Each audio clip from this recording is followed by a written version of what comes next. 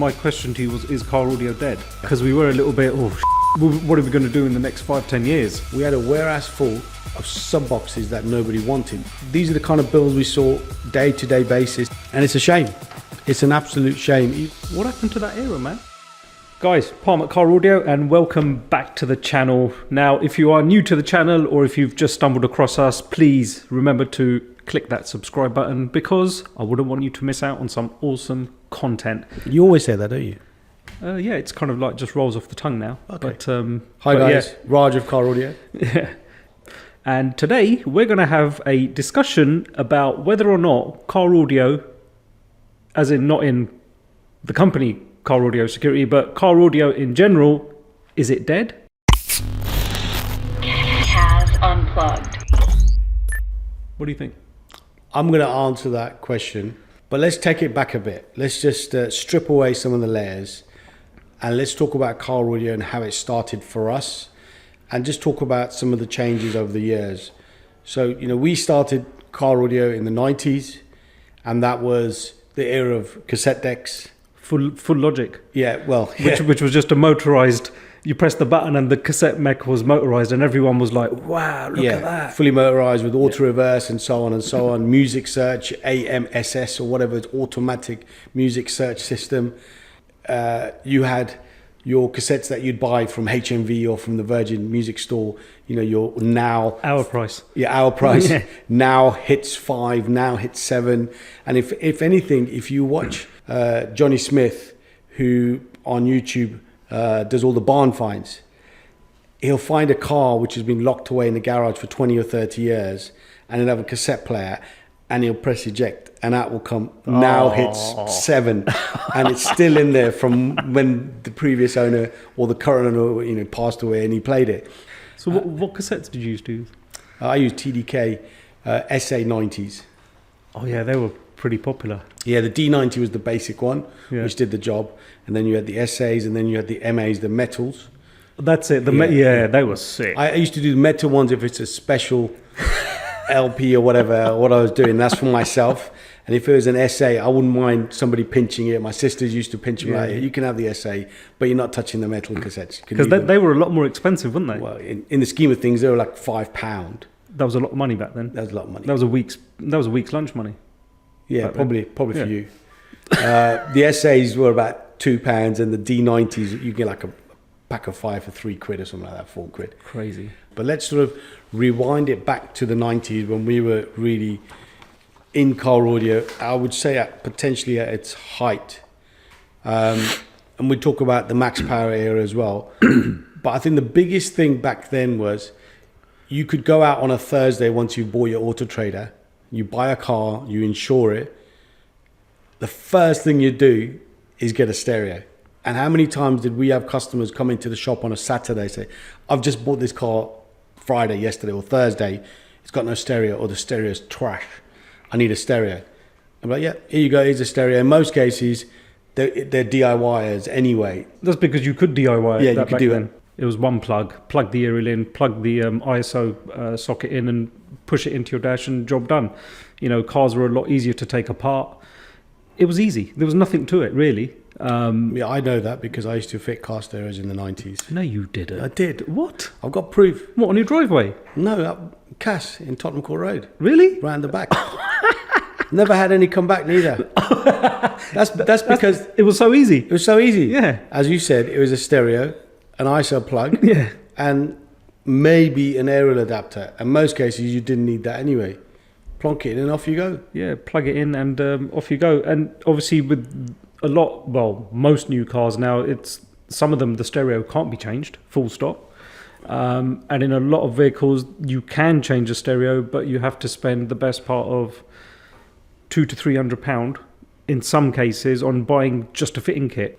I would probably say at least 30% of our sales was not just the stereo, but either a set of speakers with it, and in most cases a set of 6B9s, because they'd cut up the rear shelf on whatever it was, your hot hatch, or maybe a small amp and a sub box just to get that bass, so you can go on the Saturday night or the Sunday down to Southend cruise or whatever it was. And I think that was the biggest thing then.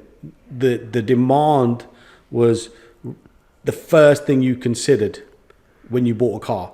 Right, I'm changing the stereo. Yeah. Because for the manufacturers, when they sold a car, the stereo was at the bottom of their list. Absolutely. And in some cases, the cars had no stereo if they come from maybe the Far East. Or it was a very basic stereo with just literally AM, FM, and a cassette. Didn't have a CD player. So I think that has changed dramatically now, because if we fast forward 30 years, we've seen the change in how a consumer thinks. They used to buy a car stereo. Back then, a Ford, it would come with a Ford stereo, Ford speakers that they've sourced from God knows where, and very basic. But now, in recent days, I think probably in the noughties, these car manufacturers started working with the likes of Bose, Harman Kardon, Even Alpine. Even Alpine. So the offering now from manufacturers is better. Not as good as aftermarket, but it's a lot better as stock than it used to be back then, because they were doing it themselves. But Correct. now, you've got Mercedes going to Burmeister, B&O. So when all these external audio manufacturers are getting involved, then you are going to naturally have a better sounding system in the car. Still not the best, but a lot better than what you would have got back then. Max Power was at its peak. It was the go-to magazine. Second to that was Fast Car. Then there were all the other publications which people would look at. Even if you look at the front covers of what I can see of 2 or 3 cars here, they're all modified. Guarantee you, although they've got body kits and wheels, they're going to have audio. But the biggest thing there was when you went to shows, and I'm not just talking about the Max Power show. Chelsea Cruise was on every month. Was it the last Saturday of every month? Chelsea Cruise. Chelsea Cruise in London. That was every month. And you would go there and people would have neon lights. Yep. You'd hear music playing, bass playing, travel, and and you go to stuff like VW GTI days and all of those shows that we used to go to back then. Car audio was massive. You could hear bass cars. There was some awesome bills, different bills to what we have now, but we'll talk about that shortly. But there's a lot of product being used, and it was quite common for people to have 2-3 amps and a couple of 12-inch subs and a nice head unit and components and maybe door bills. Let me just grab something here. So this is June 1996, 28 years ago, and it's about a Doncaster meet, and all I can see are bass installs. 4 subs in one car, 3 jails in another car with Phoenix Gold amps. I think it could be a Corrado potentially. 4 amps in another car, Renault 5 with a big body kit and best part of 2, 4, 5, 8 coaxials in the front doors. These were constant. These are the kind of builds we saw day-to-day basis, a big van build. And we don't see this now. And it's a shame. It's an absolute shame. Even you got a big Kenwood van in the back there. And even if I fast forward from the 90s to mid to late noughties, do you remember Vibe? Not saying that Vibe are gone, but do you remember what Vibe used to do? They used to have the big van with the tunnel. I think they've changed it up now a little bit. Oh, that thing used to pound. So we used to do the modified nationals at Peterborough Showground, and they'd have that big truck there with the Vibe. The bass tunnel. The bass tunnel with the Vibe SPL subs, and then they moved over to the Black Death subs and so on. All of that's gone. And even then, you used to have so many other big bass installs. And you know what? The other thing is, with the Max Power magazine, it was almost like you had to have a mad audio install to get your car featured. And so people were aspiring to that and spending shitloads of money just to get their car into Max Power. If we fast forward from the 90s into the noughties, obviously you got Max Power builds, and then we come into sort of MTV era. Do you remember stuff like Pimp My Ride and West Coast Customs? Obviously far too long ago for you. Pimp My Ride and West Coast Customs. Customs. You used to watch it religiously.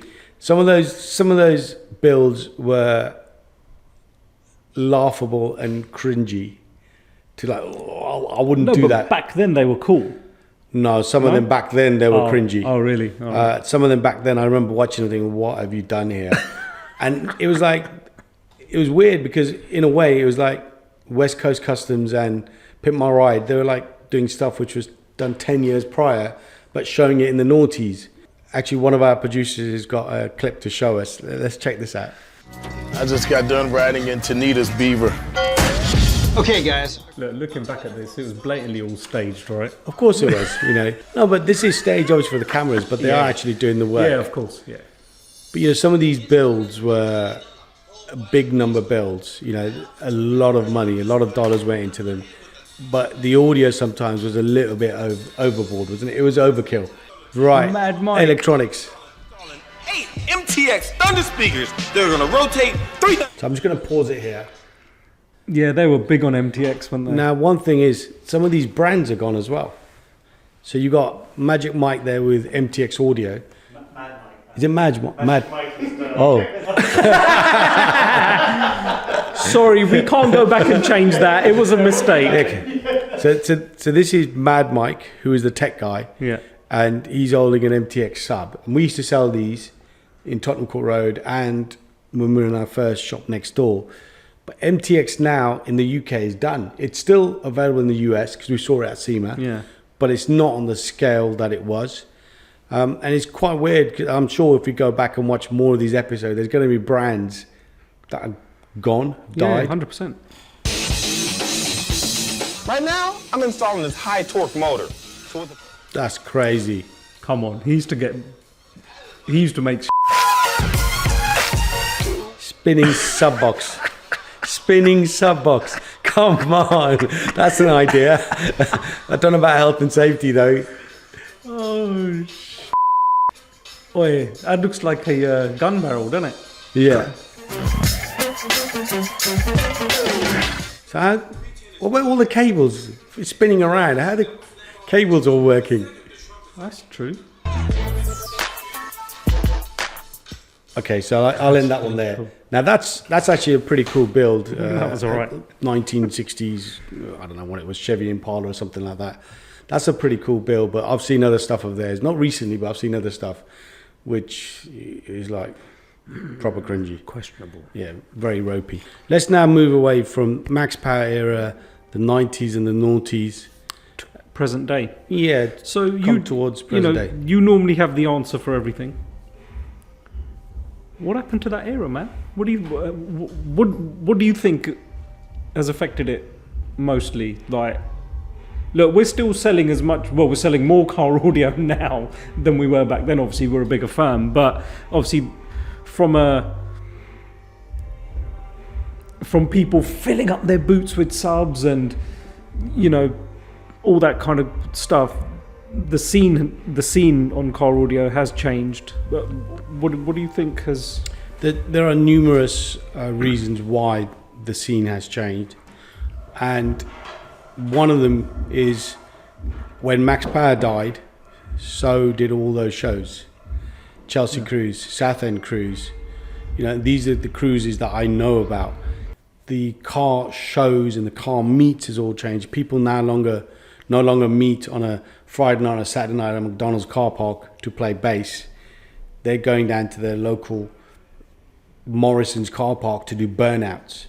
So that scene has changed. Secondly, those cars from the 90s and the noughties, you could upgrade the audio. It was very simple to do. And it's quite cost effective. There are loads of brands available, loads of cheaper brands available. You can go down to your cash and carry and pick up some unbranded product, and it did the job to a degree until you blew it 3 weeks later.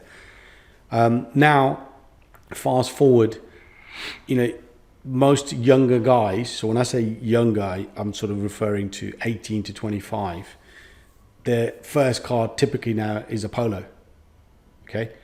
And they're going to have first thing you're going to do is a CarPlay stereo, Bluetooth, DAB, Waze and all of that kind of stuff. Whereas back then when you were first car was like a Corsa or a Nova or something like that, Fiesta. First thing you did was a stereo and a subwoofer box, as I said earlier. And a pair of 6x9s. Yeah, so the demand has changed from the consumer, and that in turn has meant to a degree the whole market is gone reverse. the demand from the consumer is no longer there, that this is at the forefront of their first purchase. So yeah, the shows are dead, the meets are dead. You know, if you have a meet on a Friday night, chances are the police are going to turn up. Get off the estate wherever you're at. Whereas back then it was common. The police never really got involved. Yeah, but yeah, it was a lot bigger back then. But there's still a lot of meets that do happen now. But like you said, it's all about bang, bang, pop, pop, you know, flaming exhausts, burnouts, wheel spins and all this sort of stuff, dangerous stuff. And that's what people kind of live for now. I think that's it. You've hit the nail on the head there. Yeah. So, you know, there's many other answers to this question that you've asked. But I think the best answers we can provide is obviously the scene has changed. Yeah. And secondly, the consumer has changed in terms of the cars that they're driving. So once you come out your first car, which is your Polo or whatever it is, and you're in a 1 Series or you're in a Volkswagen Mark 7 Golf GTI, which you financed, because back then nobody was financing cars. There was no Klarna. There was no finance. Now, if you've got a job and you've got good credit history, you've got credit card, you can get finance. So you don't go out and buy a £500 banger. You buy a £10,000 car and you finance it, and then you're paying your monthlies on the finance. So maybe you don't have the money available at the end of the month to spend on a boombox and add subwoofers and then come back next month and add an amplifier. Your needs and your demands have changed. And yeah, as you just said, Friday night, local car park in your Sainsbury's, pop, pop, bang, bang. That's what people are doing. And that's considered now to be fun, because you just pull your phone out and share it on Instagram or TikTok, and you get a zillion followers and a zillion likes, and you're the man. Happy days. Yep. And also the other thing now is, I think people want, very rarely do we now get people ringing up for a double 12-inch sub box with an amp. Although we do, it's a lot less. We sell a lot more of the compact solutions now. Correct. Because an under-seat subwoofer, believe it or not, these days, if you buy the right one, Kenwood PSW7 EQ, whatever it is, they actually sound fantastic. And for a lot of people now, that's enough bass. And then the other flip side to that is, if you take the G80 M3 for example, it's got everything I need in it. And I dare to say, as a stock system, it's actually pretty good. There are less bass heads out there.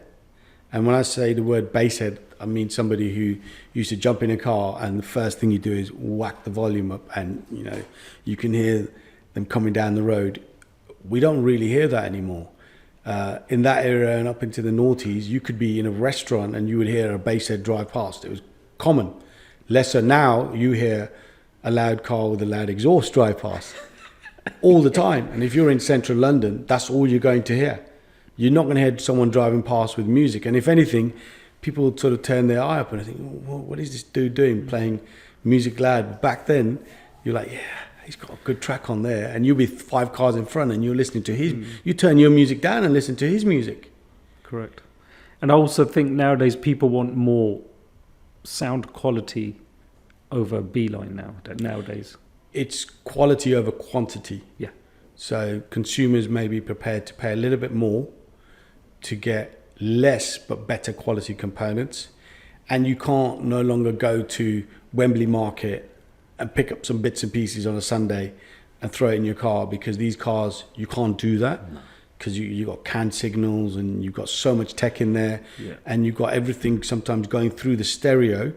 If you pull the stereo out, your beep for your reversing sensor stops working. It's stuff like that. Yeah, it's a lot more involved, a lot more technological, and in most cases it's above the DIYer's head. And the thing is, if you go to the biggest name that everyone knows on the high street or in your retail park to buy car audio, and you rock up in a new BMW 3-4 years old, unfortunately the 18-year-old kid who's there selling you oil and fixing your bike isn't really going to be able to help you on how to upgrade your audio. So you walk away thinking that actually this can't be done.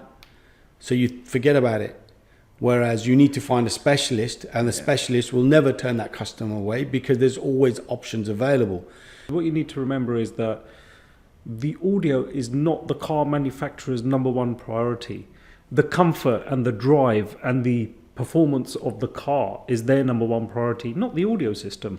And there's always room for improvement. And, you know, we see that day in, day out. People do come in with brand new cars, be it a Mercedes or a Range Rover or whatever it is. I'll give you an example. Our GR Yaris, Yep. we bought brand new. Yep. That came with the stock Toyota system, which has got CarPlay.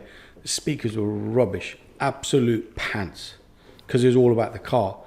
We've replaced the stock speakers with custom fit power-based speakers, which fit in the OEM positions, and the improvement is night and day. And we've not even added a sub. And Brilliant. How many of those kits have we sold on the back of doing our own one? Hundreds and hundreds. And in most cases, the consumer, well, I'm happy with that, does the job.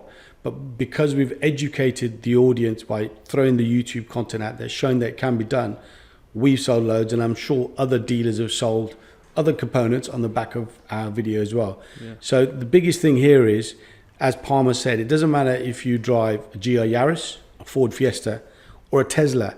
There are ways to upgrade the audio, sometimes not the tech. So for example, if you've got a Tesla, we can't change your screen because everything goes through your screen, but we can add a subwoofer in the boot and we can change the speakers. Unfortunately, with an EV vehicle, once you start introducing new electronic components in the car, you are going to reduce the range of the vehicle because everything is taking power from one source, and that's your battery. But ultimately, you can improve the car. So yeah, it's like turn up the bass, but turn your AC off. Yeah, and don't use your windows. I think in the years that we've been here, there's probably only a handful of cars that we've turned away where we can't do it. So what do we think of the car audio scene as it is currently? Well, what in terms of what my question to you was, is car audio dead? Well, I've asked you a question. You've asked me a question back. So let me answer my own question. Okay. Okay. You. I'm going to answer my own question. You're going to answer the question you asked me. Yeah, so I'm going to answer my own question. Now, I will open and honestly say that a few years ago, Yeah, I remember having the conversation with you. I thought car audio was dying because you could see the shift, the shift I spoke about earlier. Because we were a little bit, oh shit, what are we going to do? What are we going to do in the next 5-10 years? Yeah, that was just before the COVID era, and then we came into COVID. And if we look at the sales data back then, we were selling less and less subs. We went through a period in around 2015, 2014, 2016. We couldn't get enough of those big Rockford boxes from the States. Remember the Punch P1, P2, P3 sub boxes, the OEM boxes? And then come 2018, 2019, nobody wanted them. We had a warehouse full of sub boxes that nobody wanted because they were too big. I remember you saying, what are we going to do with these? What we're going to do. Yeah. And then obviously COVID kicked in 2020. Nobody really wanted subs. Everyone was just buying speakers and doing quick upgrades in their cars because they weren't using them as much. And I think that's the era we thought audio is dead, but not car audio as in bass. The bass side of it was dead. However, I think we are now in a period and a moment where car audio is actually on the up. One of the biggest things that's worked for us is going out there and putting ourselves out there to create the demand. For example, the bass golf. I was crying out for a bass build for years. And the moment we've done it, look at the interest we've had. Well, you're absolutely right. Look at the amount of demos that people have come. Oh, where's your Mark 7? I want to hear it. And if I look at the Powerbase sales graph, it's gone north. So, proof is in the pudding. Why was that so appealing? Why do you think? Well, firstly, because I think a lot of our demographic probably haven't heard that kind of bass ever. The younger guy. Yeah. The younger consumer. Or, in most recent days. Listen, I think in the simplest terms, it's ignited a spark. Ignited a spark? Yes. No. Sparked an ignite. No. Sorry. Ignited Spark, it's put fire into people's bellies, and I think people are thinking, wow, you know what? That sounds cool. I want a bit of that. So ultimately, it's just about creating that demand again, I think. We've always had bass bills, and we always used to do bass shows, if you recall. Base days, yeah. Base days. SPL days. SPL days. Yeah. Once a month in the summer months throughout the year, we had base SPL days, and whoever had the loudest car, they'd get, you know, a subwoofer or whatever it was, they'd get a prize. Hold on. That doesn't make... If he's already got the loudest car, why does he need another subwoofer? To build another loud car. So you can then buy at least an amplifier and some wiring off us. Yeah, I remember we used to print off the SPL certificates and Yeah. all that. Yeah, that was pretty cool, man. So I think we've created a demand for ourselves, and other dealers have also seen that and taken note. And I'm hearing of other bass builds that are going on now in the industry, which is great. But I also think with what we've done, we've sort of ignited our own passion and that fire in our belly and made us realize actually it's not dead. It's not gone. It's still out there.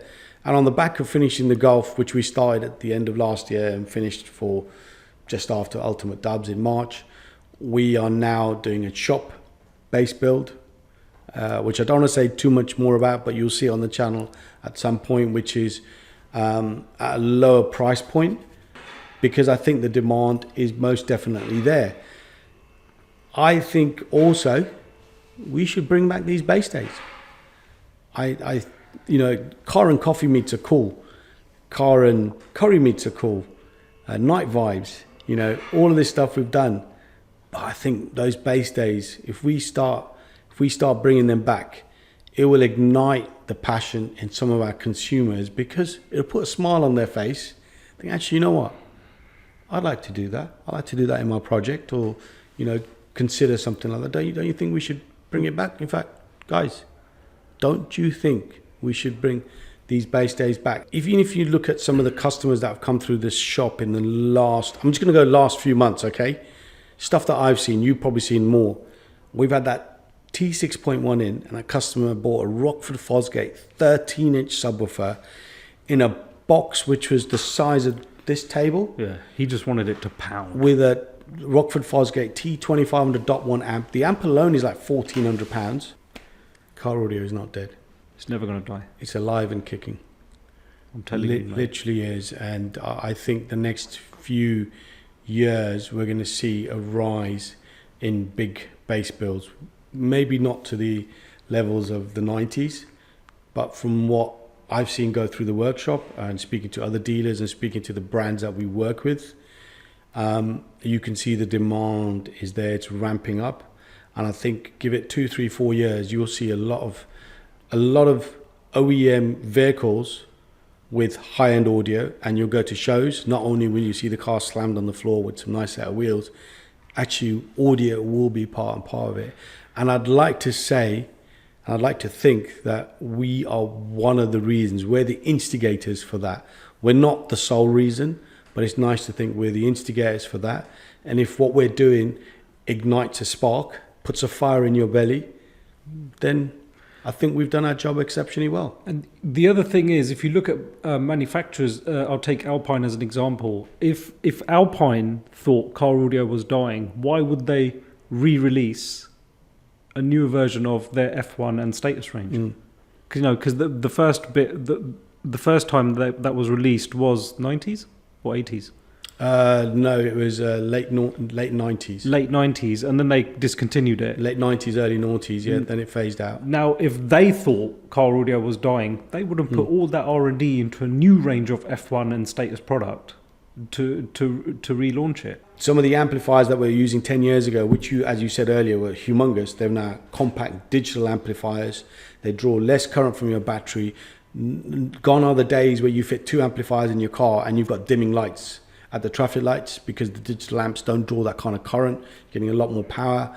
Subs can use a smaller enclosure, and you get, if not the same, not far off what you would get with a bigger box in terms of bass response and frequency and so on.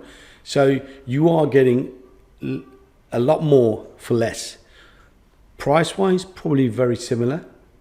Inflation has driven up pricing, but if we look at what we're getting now, it's probably very similar to what you were spending 10 years ago. Plus, you're getting a lot more for your money now, I feel. You're getting better tech. Yeah. Because it has become all about the tech. In the 80s and 90s, there was less tech there. It was just a lot of product you were getting.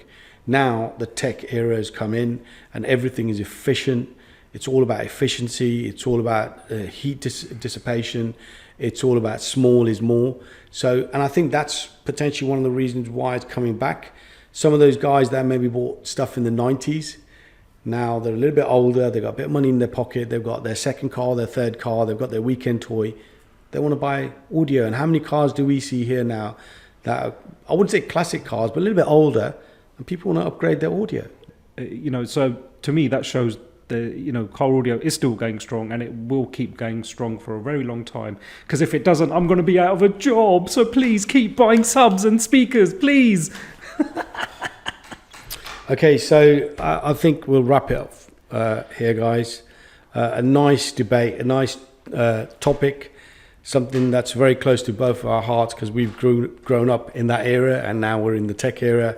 And I think, as I said earlier, we are going through a slight shift change where I think car audio and bass is coming back in a really big way. Should we bring bass days back? Let us know. I think we should, but is the audience demand there? And I'd like to see your opinions when the next bass build comes out, the second project that we're working on. I think that's going to be really cool, the shop project. Different price point, different product. We're bringing different style of bass build. We're bringing a product back. I'll tell you what. If you guys can guess the brand that we're going to be bringing back, I will send you a free Slam Sanctuary goodie bag. How's that? If anyone gets it right, down below, leave a comment. I'll send you a free Slam. If you get the brand right, that's going to be coming back into the UK soon, put it down below. And if you're the first person to get it right, I'll send you a free Slam Sanctuary goodie bag. How's that? Yeah, oh shit! Sorry. Are you alright with that? It's fine. It's not a problem. Bring it on. So you guys, thanks for watching. Drop a comment below. Do you like this format of podcast? Should we do more? What other topics would you like us to maybe talk about? Obviously, keep it within our topic area as such. I don't really want to be sitting here talking about football. We could talk about shawarmas. Actually, I could talk about football, but you wouldn't know anything. Yeah, I'll talk about shawarmas. I don't know much of shawarmas. Love a shawarma kebab, mate. Yeah, I'll have it. Just keep off the chili. I'll stay off the chili. Stay off the chili. Guys, thanks for watching. Smash the like button. Make sure you subscribe to the channel, as Parm said right at the top. And I'll see you on the next episode on CAS TV. Over and out. Bye for now. Boom.